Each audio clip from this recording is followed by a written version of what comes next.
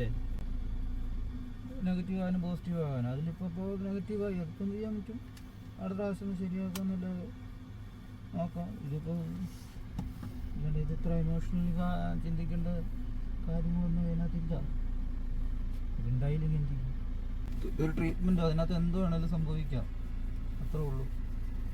അതിനൊന്നും വലിയ കാര്യമായിട്ട് തലേ ചുമന്ന് നടക്കാൻ തുടങ്ങിയ ജീവിതകാലം അതിന് സമയം ഉണ്ടാവില്ല. നമുക്കിന്ന് എല്ലാം ഒരു ആഘോഷമാണല്ലേ. രണ്ടുപേര് തമ്മിൽ കല്യാണം കഴിക്കുന്നു, ഒരു 3-4 മാസം കഴിയുമ്പോൾ അവർ പ്രഗ്നൻ്റ് ആണ് എന്നുള്ള ഒരു കാർഡ് ടെസ്റ്റ് ചെയ്യുന്നു. ആ ടെസ്റ്റിൽ പിങ്ക് ലൈൻ 2 കാണുന്നു. അവർ സർപ്രൈസ്ഡ് ആവുന്നു, വീഡിയോ പോസ്റ്റ് ചെയ്യുന്നു, അതങ്ങ് വൈറലാവുന്നു അല്ലേ. പിന്നെ അവരുടെ ഡേ ബൈ ഡേ ഡെയിലി ഉള്ള എല്ലാ കാര്യങ്ങളും അവർ ഡെലിവറി വരെ ഉള്ളത്, ഡെലിവറി മാത്രമല്ല വരെ ഉള്ളതല്ല, ഈവൻ ഡെലിവറി വരെ അവർ വീഡിയോ വഴി പബ്ലിക്കിൻ്റെ മുൻപിലേക്ക് കാണിക്കുന്നു. അപ്പോൾ ഓരോരുത്തരുടെ വീഡിയോസിൻ്റെ കണ്ടൻറ്റ് ഓരോന്നാണല്ലേ. ചിലർ ഫാമിലി വ്ളോഗ്സ് ചെയ്യുന്നവരുണ്ടാവും. അങ്ങനെയുള്ളവരാണ് അവരുടെ വീട്ടിലെ എല്ലാ ദൈനംദിന കാര്യങ്ങൾ നമ്മളെ കാണിച്ചു തരുന്നത്. അപ്പോൾ ഈ പറയുന്ന ഞാൻ ആദ്യം പറഞ്ഞ സംഭവം, അതായത് പ്രഗ്നൻസി ഡെലിവറിയുമായിട്ട് ബന്ധപ്പെട്ടൊരു കാര്യം അല്ലേ, എല്ലാവരെയും സംബന്ധിച്ച്, അതായത് കല്യാണം കഴിഞ്ഞിട്ടുള്ള ഹസ്ബൻഡ് വൈഫ് അവരുടെ എല്ലാവരുടെയും ആഗ്രഹമാണ് ഒരു അച്ഛനും അമ്മയും ആകുക എന്നുള്ളത് അല്ലേ. ലൈഫിലെ ഏറ്റവും പ്രഷ്യസ് ആയിട്ടുള്ള ഒരു മൊമെൻ്റ് ആയിരിക്കും എല്ലാവരുടെയും ജീവിതത്തിൽ അത്. പക്ഷേ ഞാൻ നേരത്തെ പറഞ്ഞ പോലെ ഒരു കൂട്ടർ ലൈഫ് അങ്ങ് ഫുള്ള് എൻജോയ് ചെയ്യുമ്പോൾ വേറെ ചിലരുണ്ട് ഒരിക്കൽ പോലും മാതൃത്വം അനുഭവിക്കാൻ യോഗമില്ലാത്തവർ. ഒരുപാട് ആരാധനാലയങ്ങളിലും ആശുപത്രികളിലും കയറി ഇറങ്ങി നടക്കുന്ന ഒരുപാട് പേര് നമുക്കിടയിലുണ്ട്. പക്ഷേ നമ്മൾ കാണുന്നത് കൂടുതലും എല്ലാവരുടെയും ചിരിക്കുന്ന മുഖമായിരിക്കും. അവരൊക്കെ ഷെയർ ചെയ്യുന്നത് അവരുടെ ലൈഫിലെ ഏറ്റവും ഹാപ്പിയസ്റ്റ് മൊമെൻ്റ് ആയിരിക്കും. എന്നാൽ ചിലർ അങ്ങനെയല്ല. ചിലർ ഈ ഫാമിലി വ്ളോഗിൻ്റെ കാര്യം പറഞ്ഞതുപോലെ അവരുടെ ലൈഫിലുള്ള ഈച്ച് ആൻഡ് എവറിത്തിങ്, അവർ ഏറ്റവും കൂടുതൽ സ്ട്രഗിൾ ചെയ്തിട്ടുള്ള കാര്യവും സങ്കടം വരുന്ന കാര്യവും സന്തോഷിക്കുന്ന കാര്യവും എല്ലാ കാര്യങ്ങളും അവർ വീഡിയോ ആക്കിയിടും. അപ്പോൾ അങ്ങനെയുള്ള വീഡിയോ ആണ് നമ്മൾ നേരത്തെ കണ്ട ദീപ്തിയുടെ വീഡിയോ. അപ്പം ദീപ്തി ഒരു ഡിവോഴ്സ്ഡ് ആയിട്ടുള്ള ലേഡി ആയിരുന്നു. അപ്പോൾ അവരുടെ ഫസ്റ്റ് മാരേജ് വളരെ സ്ട്രഗിളായിരുന്നു, വളരെ ടോർച്ചറും എല്ലാം അനുഭവിച്ച് വളരെ സ്ട്രഗിൾ ചെയ്തിട്ട് തന്നെയാണ് അവർ ആ ഒരു മാരീഡ് ലൈഫിൽ നിന്നും പുറത്തിറങ്ങിയത്. എന്നിട്ട് പോലും അവരുടെ ആ ഒരു എക്സ് ഹസ്ബൻഡ് അവരെ ഫോളോ ചെയ്യുന്നുണ്ടായിരുന്നു. അപ്പം ഓരോ ദിവസവും ദീപ്തി വളരെ പേടിയോടുകൂടി തന്നെയാണ് ആദ്യകാലങ്ങളിൽ വീഡിയോ ഇട്ടിരുന്നത്. ആ വീഡിയോകളിലൂടെയൊക്കെ നമുക്ക് മനസ്സിലാക്കാൻ പറ്റുമായിരുന്നു അവർ ആ മനുഷ്യൻ്റെ കൂടെയുള്ള ജീവിതം അവസാനിപ്പിച്ച് പോന്നിട്ട് പോലും അയാൾ അത്രയധികം ശത്രുതയോടുകൂടെ ഇവരെ ഫോളോ ചെയ്യുന്നത് നമുക്ക് ആ വീഡിയോയിൽ മനസ്സിലാവുമായിരുന്നു. ഇപ്പം എന്തായാലും അവർക്ക് ഈശ്വരൻ നല്ലൊരു ലൈഫ് കൊടുത്തു, അവർക്ക് പുതിയൊരു പാർട്ട്ണറെ കിട്ടി. ആ സന്തോഷമായിട്ടുള്ള എല്ലാ നിമിഷങ്ങളും ദീപ്തി ചാനലിലൂടെ കാണിക്കാറുണ്ട്. അപ്പോൾ ഈ ഇന്നലെയോ മിനിഞ്ഞാന്നോ എന്തോ ആണ് അവർ പോസ്റ്റ് ചെയ്തൊരു വീഡിയോ കണ്ടു. അവർ വളരെയധികം വിഷമത്തോടെ ചെയ്തൊരു വീഡിയോ ആണ്. അതിന് കാരണം ഞാൻ നേരത്തെ പറഞ്ഞ മാതൃത്വവുമായി ബന്ധപ്പെട്ട കാര്യമാണ്. അവർ IUI എന്ന് പറയുന്ന ട്രീറ്റ്മെൻറ്റ്, അതായത് പ്രഗ്നൻ്റ് ആവാൻ വേണ്ടിയിട്ട് നമ്മൾ ക്ലിനിക്കിൽ പോയിട്ട് ചെയ്യുന്ന ട്രീറ്റ്മെൻറ്റാണ്. IVF പോലെ തന്നെ ഉള്ളൊരു ട്രീറ്റ്മെൻറ്റാണ് IUI. അപ്പോൾ ആ ട്രീറ്റ്മെൻറ്റ് ചെയ്തു, സക്സസ് ആയില്ല. അപ്പോൾ അതുമായിട്ട് ബന്ധപ്പെട്ട് അവർ വളരെയധികം ഇമോഷണലി വളരെയധികം വീക്കായിട്ടിരിക്കുന്ന ഒരവസ്ഥ. എന്നിട്ട് പോലും അവർ അതുമായി ബന്ധപ്പെട്ട് അവരുടെ ഒരു ഫീലിങ്സ് എക്സ്പ്രസ് ചെയ്ത് കളയാൻ വേണ്ടിയിട്ട് അവർ ആ വീഡിയോ ചെയ്തു എന്നുള്ളതാണ്. നമ്മളിൽ പലരും നമ്മുടെ ലൈഫിലെ ഏറ്റവും ഹാപ്പി ആയിട്ടുള്ള കാര്യങ്ങൾ മാത്രമാണ് പബ്ലിക്കിൻ്റെ മുൻപിൽ കാണിക്കുക. പക്ഷെ ദീപ്തി അങ്ങനെയല്ല. ദീപ്തി ലൈഫിലെ എല്ലാ കാര്യങ്ങളും ഈച്ച് ആൻഡ് എവറിത്തിങ് പബ്ലിക്കിൻ്റെ മുൻപിൽ കാണിക്കുന്നൊരു വ്യക്തിയാണ്. അപ്പോൾ ഈ വീഡിയോ ഇട്ടപ്പോൾ അതിൻ്റെ താഴെ വന്ന കുറച്ച് കമൻറ്റുകൾ കണ്ടു. അതിൽ ഒരു കമൻറ്റ് ഇതാണ്: നിങ്ങൾക്ക് കണ്ടൻറ്റിന് ക്ഷാമം ആയിട്ടാണോ നിങ്ങളിങ്ങനെ വീഡിയോ ഇടുന്നതെന്ന്? ഒരിക്കലുമല്ല. ദീപ്തിക്ക് കണ്ടൻറ്റിന് ക്ഷാമം ഉണ്ടായിട്ടല്ല ദീപ്തി ഈ പറയുന്ന ട്രീറ്റ്മെൻറ്റിൻ്റെ പീരീഡും അല്ലെങ്കിൽ ഇപ്പം ഈ ലേറ്റസ്റ്റ് ആയിട്ടിട്ട ആ ഒരു നെഗറ്റീവ് റിസൾട്ടിനെ കുറിച്ചും അവരിട്ടിരിക്കുന്നത്. അങ്ങനെ സംസാരിക്കുന്നതെങ്കിൽ അല്ലെങ്കിൽ നിങ്ങൾക്കങ്ങനെ തോന്നുന്നുണ്ടെങ്കിൽ അതിന് കാരണം നിങ്ങൾ അവരുടെ പഴയ വീഡിയോകൾ കാണാത്തത് കൊണ്ടാണ്. അവർക്ക് ഇങ്ങനൊരു വീഡിയോ ഇട്ട് റീച്ച് ഉണ്ടാക്കുകയോ അല്ലെങ്കിൽ വൈറലാക്കുകയോ ചെയ്യേണ്ട കാര്യമില്ല. അവർ അവരുടെ ആ ഒരു ഫീലിങ്സ് ഒന്ന് എക്സ്പ്രസ് ചെയ്തു എന്നേ ഉള്ളൂ. നിങ്ങളൊക്കെ ഒന്ന് ക്ഷമിക്കുക. പിന്നെ അടുത്ത ചോദ്യം അവരോട് ചോദിച്ചിരിക്കുന്നത്, നിങ്ങൾ എന്തിനാണ് തുടക്കത്തിലേ തന്നെയുള്ള ഇങ്ങനെ ട്രീറ്റ്മെൻറ്റ് റിലേറ്റഡും അങ്ങനെയൊക്കെയുള്ള കാര്യങ്ങളൊക്കെ വീഡിയോ ആയിട്ട് ഇട്ടത്? നമ്മളെല്ലാം കഴിഞ്ഞു, നല്ലൊരു പോസിറ്റീവ് റിസൾട്ട് വന്നിട്ട് അതിട്ടാൽ പോരെ എന്നുള്ളതാണ്. അപ്പോൾ അവിടെ തിരിച്ചൊരു ചോദ്യം ചോദിക്കാനുള്ളത് ഇതാണ്: അവർ വീഡിയോ ഇട്ടില്ലായിരുന്നുവെങ്കിൽ അവരുടെ IUI ട്രീറ്റ്മെൻറ്റ് സക്സസ് ആകുമായിരുന്നു? അവർ വീഡിയോ ഇട്ടത് കൊണ്ടാണോ അവരുടെ IUI ട്രീറ്റ്മെൻറ്റ് സക്സസ് ആവാതിരുന്നത്? ഇത് രണ്ടുമല്ല കാരണം, അല്ലേ? നമുക്ക് ഓരോ സമയമുണ്ട്.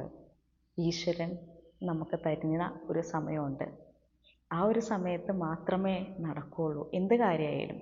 നമ്മളൊരു ഈശ്വര വിശ്വാസി ആയാലും ശരി, നിരീശ്വരവാദി ആയാലും ശരി, എന്ത് തന്നെ ആയാലും എല്ലാത്തിനും ഒരു സമയമുണ്ടെന്ന് മാത്രം നമ്മൾ വിശ്വസിച്ചാൽ മതി. വേറൊന്നും വിശ്വസിക്കേണ്ട കാര്യമില്ല. പിന്നെ അടുത്ത് വന്നൊരു കാര്യം, നിങ്ങളിപ്പം കല്യാണം കഴിഞ്ഞതല്ലേ ഉള്ളൂ, പിന്നെ എന്തിനാണ് ഇത്ര നേരത്തെ നിങ്ങൾ ട്രീറ്റ്മെൻറ്റിന് പോയതെന്നാണ്. അപ്പോൾ അവരോട് പറയാനുള്ളത് ഒരു കാര്യമാണ്. എന്താ അറിയോ, നമ്മുടെ കേരളത്തിലെ ഇൻഫെർട്ടിലിറ്റി റേറ്റ് എന്ന് പറയുന്നത് 11% ആണ്. അപ്പോൾ നമ്മുടെ ഏറ്റവും ഒരു ഫെർട്ടൈലായിട്ടുള്ള ആക്റ്റീവായിട്ടുള്ള ഏജ്, അതായത് സ്ത്രീകൾ പ്രഗ്നൻ്റ് ആവാനുള്ള ഏറ്റവും നല്ല ഒരു പ്രായം എന്ന് പറയുന്നത് 20കളിലാണ്. 20ഉം 30കളിലെ തുടക്കം. ഈ പറയുന്ന ഈ ദീപ്തിയെ സംബന്ധിച്ച് അവർക്ക് കുറച്ചും കൂടി പ്രായമുണ്ട്. 35-36 ഇയേഴ്സ് ഉണ്ട്. അപ്പോൾ നമ്മളുടെ പ്രായം കൂടുന്തോറും നമുക്ക് പ്രഗ്നൻ്റ് ആവാനുള്ള സാധ്യത കുറവാണ്. കാരണം ഓവുലേഷന് കാര്യങ്ങളുമായിട്ട് ബന്ധപ്പെട്ട് ഒരുപാട് ചേഞ്ചസുകൾ നമ്മുടെ ശരീരത്തിൽ, ഹോർമോൺ ചേഞ്ചസുകൾ വരുമ്പോൾ നമുക്ക് പ്രഗ്നൻസി കുറച്ച് ലേറ്റ് ആവും.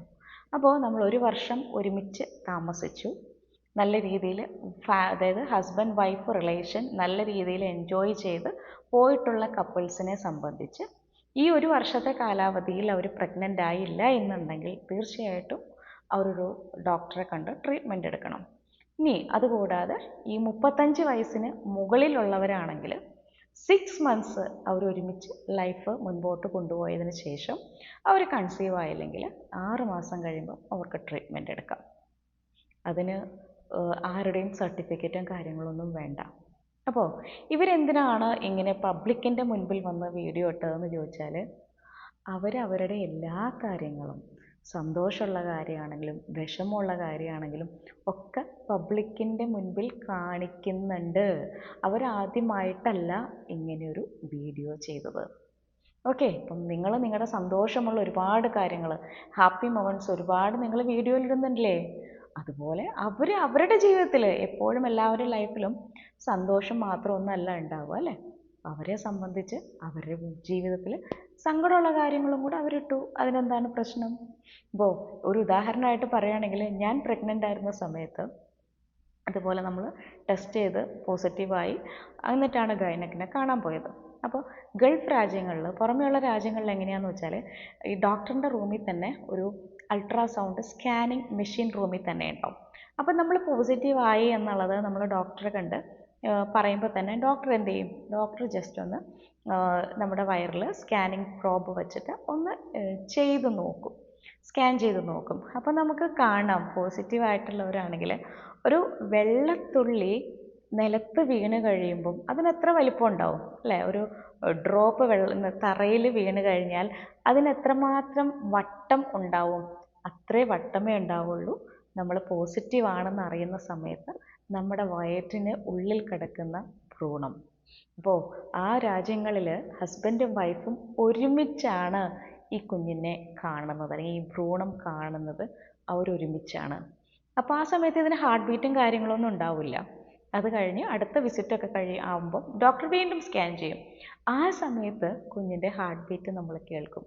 അപ്പോൾ ഹസ്ബൻഡും വൈഫും ഒരുമിച്ചാണ് ഈ കുഞ്ഞിൻ്റെ ഹാർട്ട് ബീറ്റ് കേൾക്കുന്നത്. അതൊക്കെ ലൈഫിൽ വളരെ പ്രഷ്യസ് ആയിട്ടുള്ള മൊമെൻ്റാണ്. അതൊന്നും ജീവിതത്തിൽ ഒരിക്കലും നമുക്ക് മറക്കാൻ പറ്റാത്ത സന്ദർഭമാണ്. പക്ഷേ നമ്മുടെ നാട്ടിലാണെങ്കിൽ ഈ സ്കാനിങ്ങിനും കയറ്റൂല അല്ലേ, ലേബർ റൂമിലും കയറ്റൂല. ഇതെല്ലാം കഴിഞ്ഞിട്ട് ഈ ഹസ്ബൻഡിന് ഒരു റോളും ഇല്ല. പിന്നെ കൊച്ചുണ്ടായി കഴിയുമ്പോൾ അതിനെ ഒന്ന് കാണാം എന്നതിൽ കവിഞ്ഞ് പ്രഗ്നൻ്റ് ആയിക്കഴിഞ്ഞാൽ ഹസ്ബൻഡിൻ്റെ റോൾ അവിടെ തീർന്നു എന്നുള്ള രീതിയിലാണ് നമ്മുടെ നാട്ടിലെ ഒരു ചിന്താഗതി. പക്ഷേ ഗൾഫ് രാജ്യങ്ങളിൽ അങ്ങനെയല്ല. ഓരോ കാര്യത്തിനും നമ്മൾ ഹസ്ബൻഡും വൈഫും ഒരുമിച്ചാണ് നമ്മൾ മുൻപോട്ട് പോകുന്നത്. അപ്പോൾ ഈ ദീപ്തിയുടെ കാര്യം പറയുമ്പോൾ നമ്മൾ ചിന്തിക്കേണ്ട ഒരു കാര്യമുണ്ട്. നമ്മുടെ ജനസംഖ്യയുടെ ഒരു ശതമാനം, നല്ലൊരു ശതമാനം ആളുകൾ ഇതുവരെ അച്ഛനും അമ്മയും ആവാൻ സാധിക്കാത്ത ആളുകളുമുണ്ട്.